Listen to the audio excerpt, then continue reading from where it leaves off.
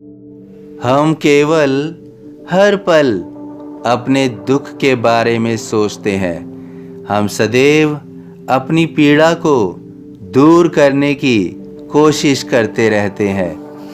तुम्हें कई बार महसूस होता होगा कि तुम्हें कितनी ज़्यादा परेशानी होती है। तुम्हारे पास बहुत सारे दुख हैं। कई बार तो ऐसा भी महसूस होता होगा कि इस दुनिया में सबसे ज़्यादा दुख तुम्हारे पास ही है।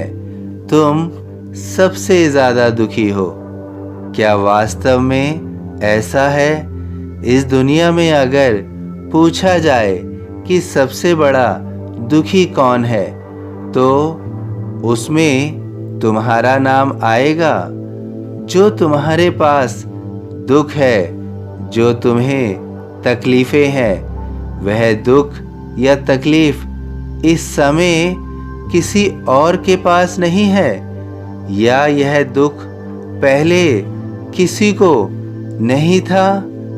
तुम इसका जवाब भली भांति जानते हो कि जीवन में तुमसे भी ज़्यादा बहुत सारे लोग दुख लिए बैठे हुए हैं, तकलीफ़ का सामना कर रहे हैं। मैं जानता हूँ कि तुम अपनी तकलीफ़ों से परेशान हो और अपनी पीड़ाओं से भी बहुत दुखी हो चुके हो।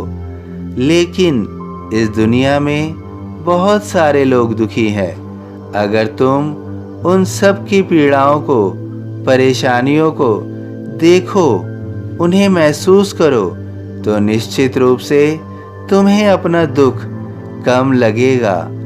मैंने तुम्हें यह जन्म जो दिया है, उसका एक उद्देश्य दूसरों की सेवा करना भी है।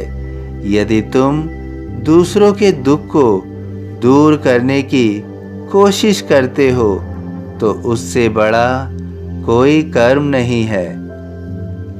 तुम दूसरों की सहायता करके वो परोपकार कमाओगे, जहाँ पर तुम एक संत व्यवहारिक मनुष्य बन जाओगे। तुम्हारे अंदर इतना सामर्थ्य है कि तुम कुछ लोगों की सहायता कर सकते हो, उसके हर दुख को दूर कर सकते हो, उनके जीवन में खुशियाँ ला सकते हो। यदि तुमने अपने जीवन को सार्थक और सफल बनाना है, तो तुम्हें दूसरों की मदद अवश्य करनी होगी। तुम इसके बाद जो आनंद और सुख की प्राप्ति करोगे, उसकी अनुभूति शब्दों में करना कठिन है। हम पूरा जीवन स्वयं के लिए या अपनों के लिए अर्पित कर देते हैं और सुखी रहने की कोशिश करते हैं, सुख की प्राप्ति करने की कोशिश करते हैं। यदि हम कुछ पल ही दूसरों के लिए व्यतीत करें, तो उससे मिले सुख का कोई मोल नहीं है। तुम हमेशा इस बात का स्मरण रखो कि जीवन को सुखमय बनाने के लिए दूसरों के लिए कुछ भी करना अति आवश्यक है।